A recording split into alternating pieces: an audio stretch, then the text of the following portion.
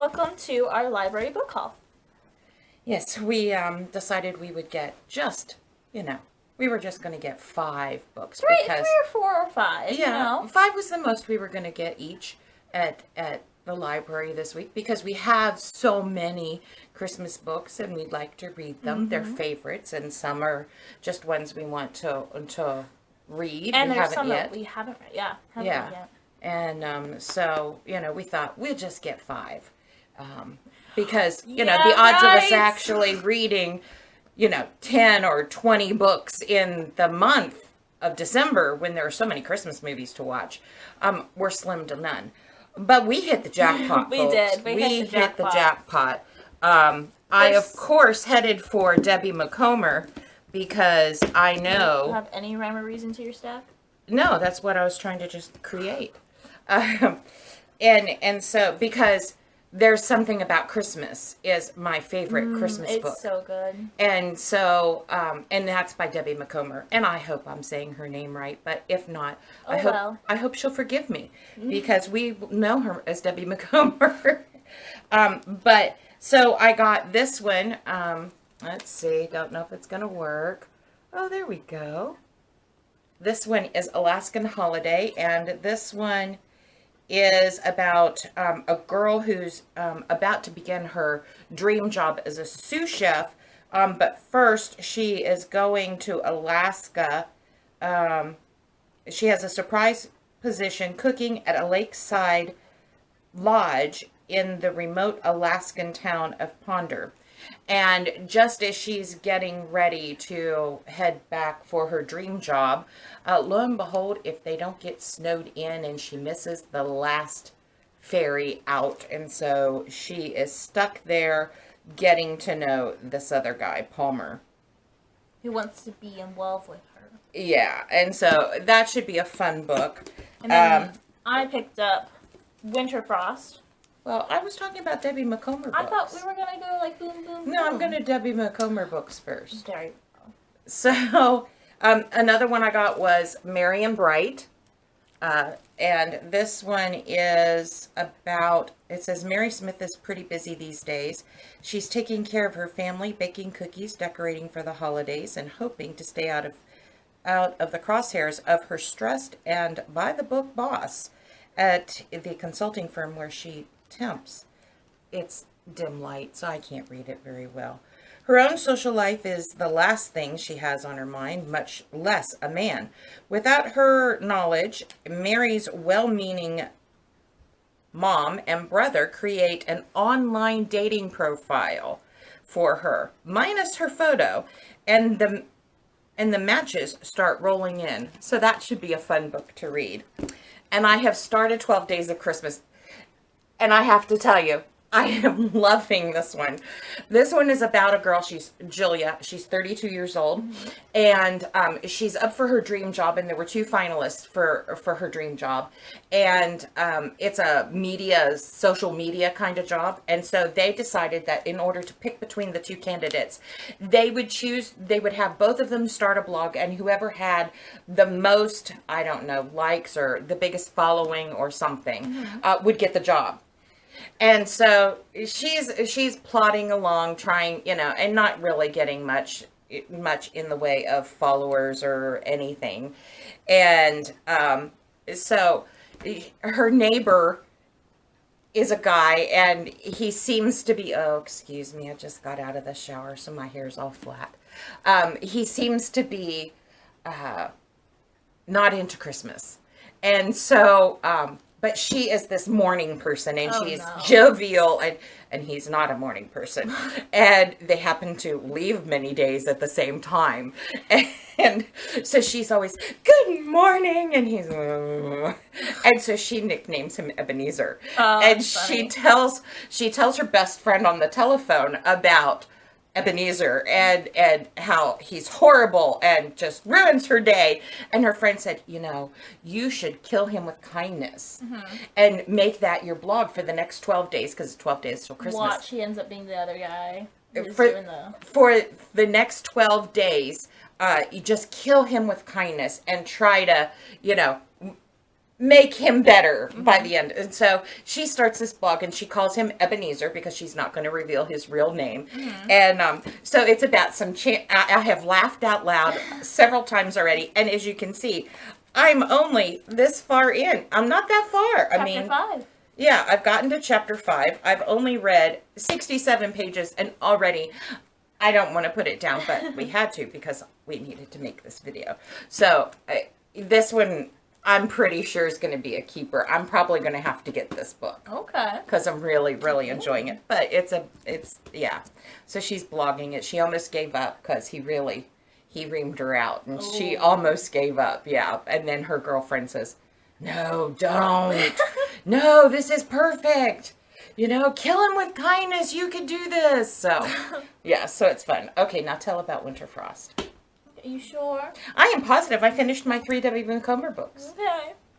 Winterfrost, which, as you can see, is a beautiful cover. It's set in Denmark, and it's basically about this family who forgot to put out their rice, I think it's rice pudding, forgot to put out their offering to the fairies this year. Completely forgot about it, and they're like, it's just superstition. It'll be fine. Well, it's not fine to this young gnome fairy, who I think ends up baby Pia disappears during an afternoon nap, and our main character, 12-year-old Bettina, finds herself trying to appease this Nissy she's not even sure she believes exists. So that's going to be a fun, cozy read to just take my time with a cup of cocoa. Yeah, this book, actually, I found out this week after she got it, is actually on Read Aloud Revival's audio suggestions for Christmas. So I knew it was going to be a good one. So, yeah, so I'm excited to see how that turns out. Yeah, like, I read the first chapter, but I stopped because I knew I started at night, and I knew I was going to read it too quickly. And it just kind of feels like Snow and Rose, which is a retelling of Rose Red and Snow White, and it's really good. But I took the time to just take a full day and make a reading day out of it, and that's one of my favorite books. Sometimes you have to take, just decide that you're gonna make the atmosphere perfect for reading, and you're gonna, get that hot chocolate or that cup of tea or that cup of coffee or that latte or whatever's special for you, and put the candles on. We have some electric candles and LED candles, and we have pretty lights that, we haven't put up our Christmas ones yet.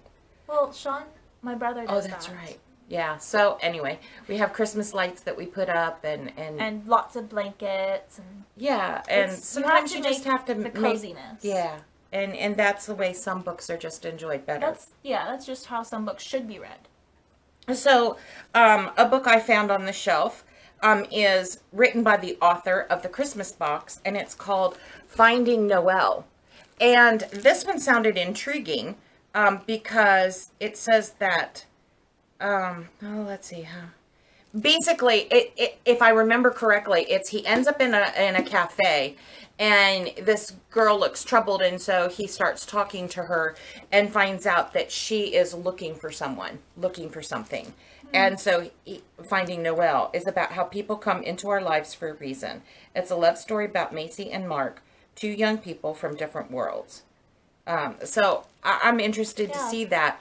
It was one of the only ones left on the shelf by this author, Richard Paul Evans. Because I was like a bandit and took all the ones I could find. So be prepared for Richard Paul Evans spam right now. Mistletoe Inn, which is a Hallmark movie as well. We love the movie. It's about a young female writer, 32 years old, goes on a retreat during the Christmas holidays and meets another writer. A writer's retreat. A writer's retreat, yes. And so it's really nice as a writer myself to have media that portrays a writer. Because you always wonder, do they get it right? I mean, obviously a writer wrote this. Right. So they should get it right. I hope they got it right. And then The Gift by the same author. I'm not doing all these summaries. No. Noel Strangers. Which is interesting that he wrote 2 books. I think One, there's Finding Noel and Noel Strangers. Yeah, I think there was another. Another Noel book? Oh, God bless you. Well, I haven't sneezed yet. Okay, you were trying to. It's not coming. Lost December, which I think this one is a retelling of Prodigal Son. Okay. This one's a retelling of Prodigal Son, and this is Grace.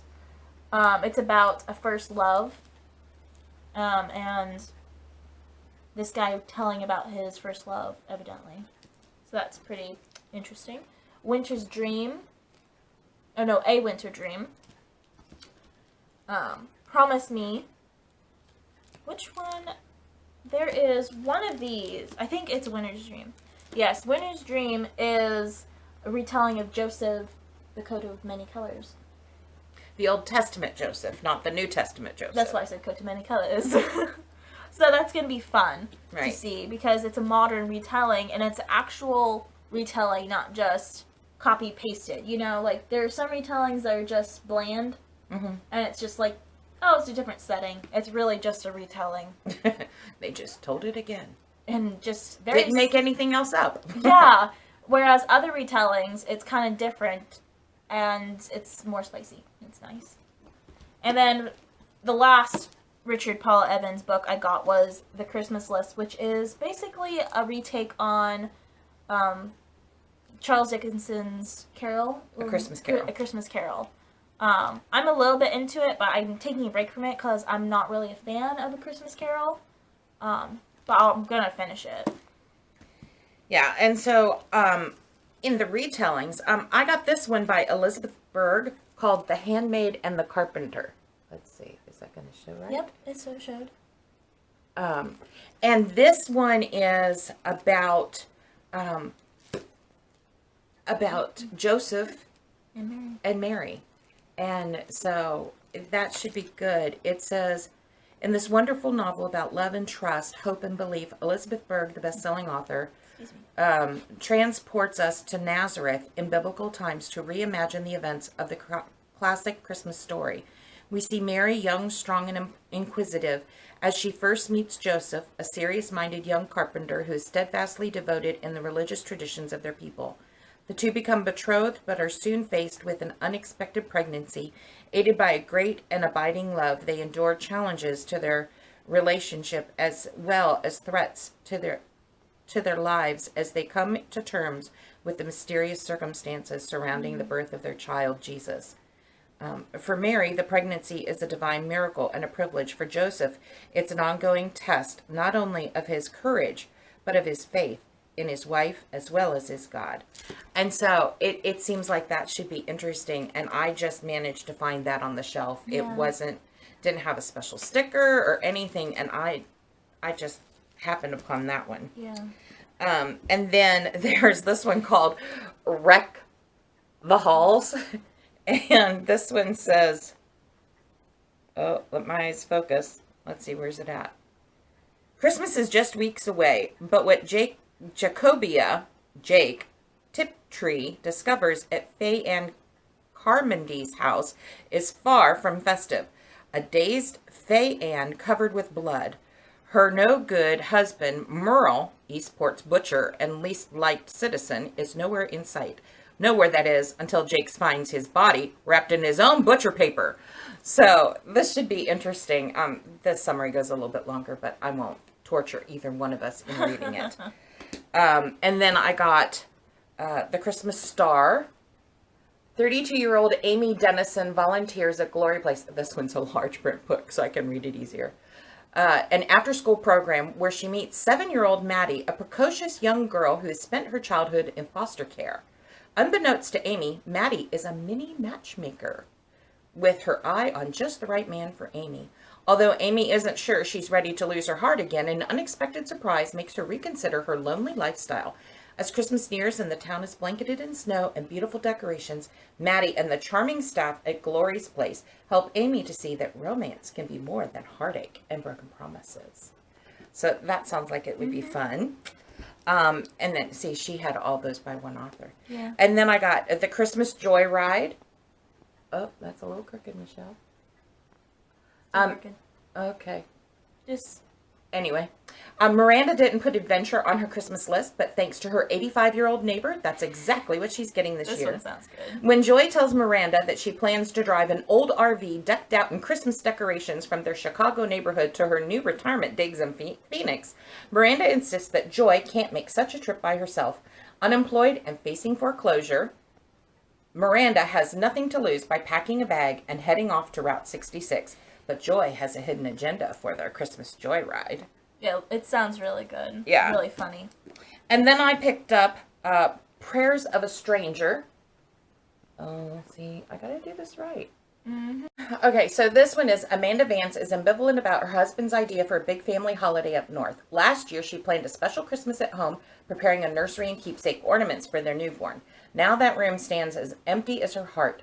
Then a neighbor's mishap turns into a last-minute chance for Amanda to take a much-needed vacation to tour the Holy Land, where she helps answer a young mother's plea for healing. Then, filled with awe, Amanda visits the place of Jesus' birth and discovers anew the miracle of the Christ child. So, Tiffany doesn't think this one sounds very good because Not it is really. pretty heart-wrenching.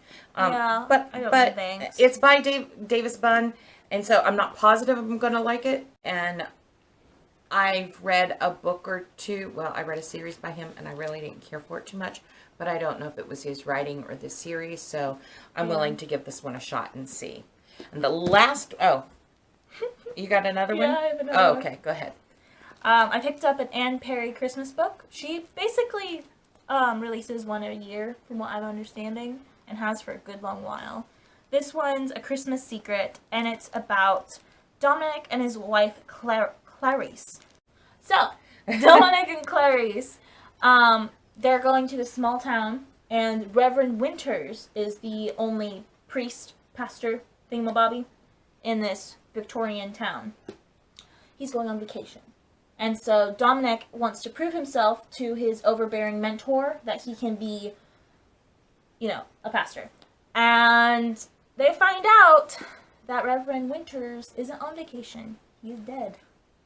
Oops. So it's a murder mystery. Now, this guy's name is Dominic, and in the first book we read by Anne Perry, Cater Street Hangman. yeah, the brother-in-law's name was Dominic. I'm pretty sure it's the same Dominic because Clarice says something about him being a widower when they first met, and how Dominic wasn't a religious man until he became a widower, and so some sudden upheaval. Yeah, so it'll be interesting to Yeah. read that. Then the last book I got was Tiffany found for me in the children's section, because I always like to get a children's book because it's fun. They're Or always young so adult. fun. Or young adult. Not as fun because of Not all as- the angst. Yeah, but I like to get one of those each time. And this one is The Nutcracker Mice. A little over towards me. A little tilted down. There we go. Yeah, we're novices. Anyway, this one is The Nutcracker Mice, and it's about the mice in St. Petersburg.